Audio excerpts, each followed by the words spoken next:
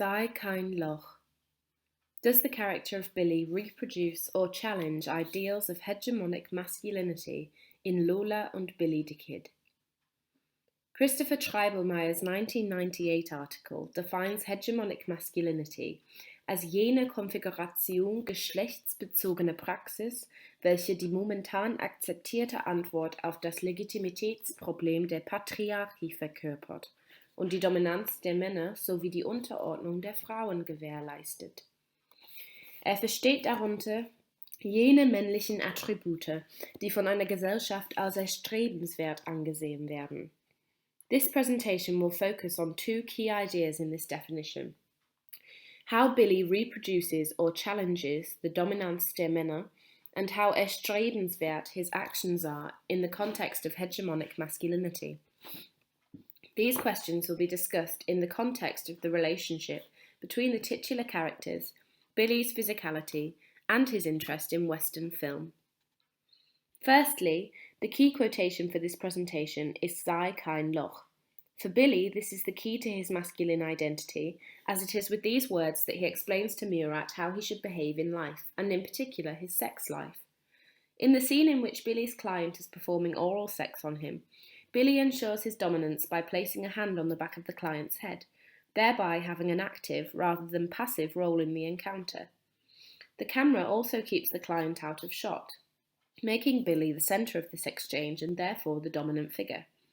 Treibelmeyer asserts that the passive partner in homosexual intercourse wird von der Gesellschaft nicht nur verachtet, weil eine verbotene Handlung begangen hat, sondern vor allem auch, weil das hegemoniale Männlichkeit verraten hat.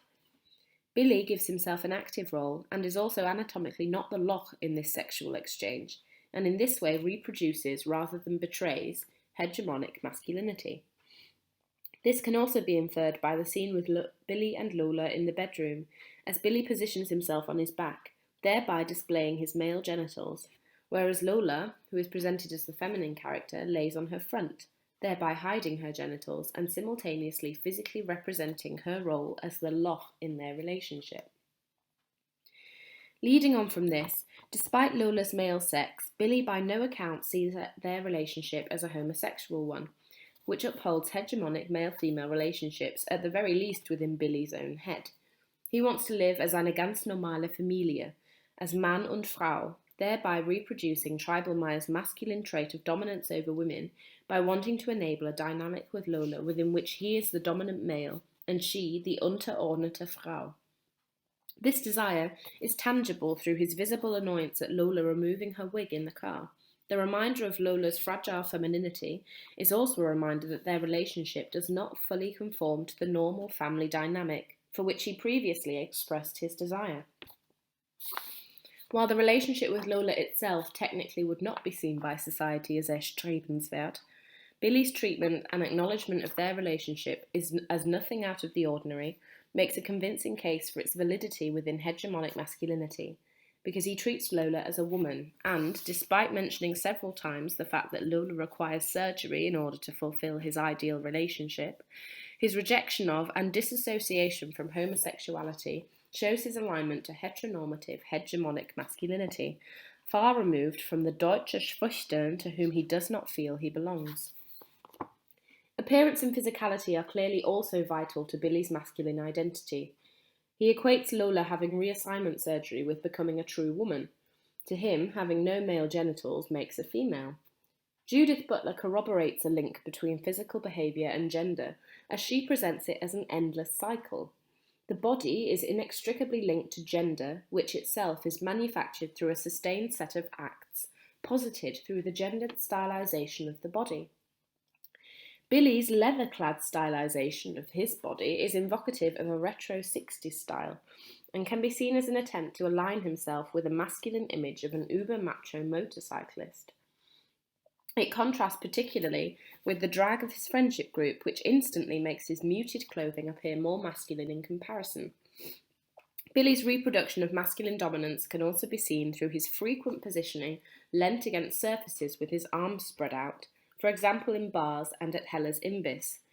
This action of inhabiting more space mimics nature, as animals show the danger they pose by emphasising their size in order to show dominance.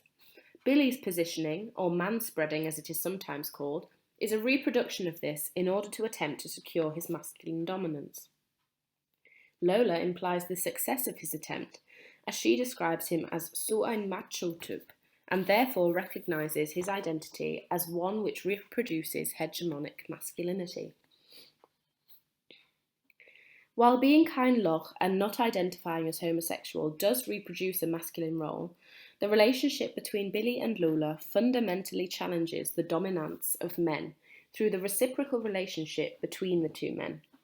It is clear that Bili is also not a completely dominant figure within the relationship, because he has not been able to persuade Lola to do as he wants and have a sex change. The idea of the sex change itself is a challenge, as it implies the fragility of masculinity, which can be taken away by an operation and is therefore unstable to a significant degree.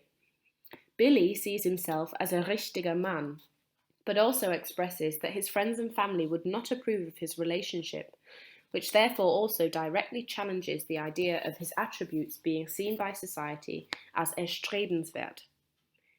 The cultural context of the film is that of the late 90s, by which time the homosexuelle Spektakularität of the 1980s had made way for a more tolerant society, in which Geschlechtertausch and the drag scene were no longer a taboo. Bili's close association with the themes brought up by the Gastarbeiterinnen and their gender performance is therefore not shocking, but still calls the role of men in society into question, because it implies that men can fulfill the role of men and women, and vice versa.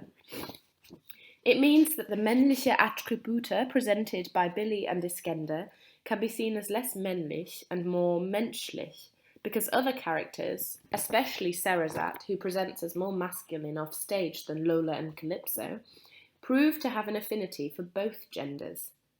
In this way, the people by whom Bili is surrounded pose a challenge to the very masculine figure he is trying to embody, because they infer that masculinity is fluid. Judith Butler echoes this.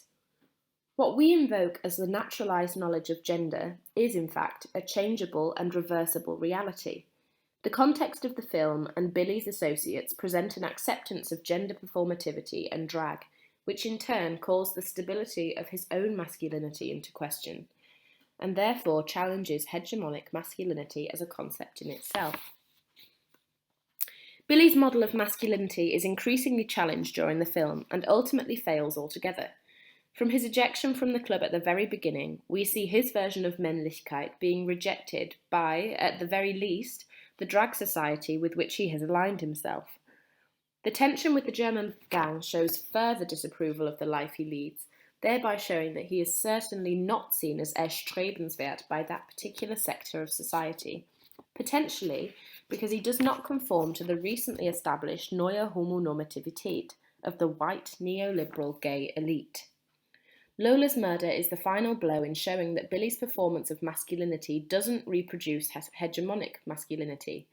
He must come to terms with the reasons for her death, and therefore the non-normativity of their relationship. Particularly interesting is Bili's alignment with the Wild West heroism of his eponym Bilidikid. Uta G. Poiter's research suggests that in this context, a man is the fighter who takes up arms, protects women, and who also serves the state. Bili ticks the boxes for the first two criteria. His assertion that Das wird Lola's Rache shows his intent to precisely take up arms and protect her memory. His judgment of the German gang as guilty is also interesting in Poiter's research, because she suggests that Westerns help boys distinguish between good and evil. Whether this applies to Bili or not is questionable, as he asserts that it doesn't matter whether the boys are guilty or not. He feels that he is doing a service by challenging them, and therein fulfills Poiter's final criterion of a Western hero, because in declaring "this is our war," he moralises the fight and displays his männliche Ehre by taking on the struggle on behalf of his friends and Lola. Murat cements Bili's hero figure when he cries out for his help. Clearly, he is persuaded of his capability of saving him. Indeed, Bili does save him, but proves unable to save himself. On the one hand, this makes him the martyr of his own social crusade against the gang members, but his Western fantasies also seem to fail him in the final scenes. He pursues one of the boys who is unarmed, cornered, and unable to fight back, which can be seen as the very antithesis of heroism.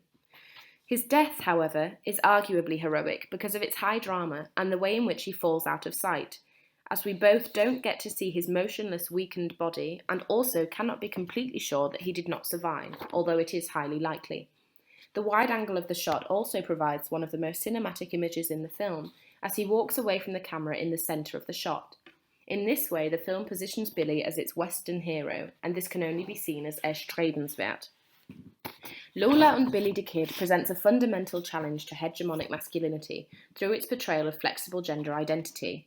Despite this, Bili's presentation, desires, and heroic portrayal in the latter stages of the film show a clear representation of the key themes of tribal Maya's definition: dominance through physicality, active sexual behaviour, and desire for a life as Mann und Frau, and his erstrebenswerte heroic actions in defending Lola's memory position him, whilst not as a traditional masculine figure, certainly as reproducing hegemonic traits.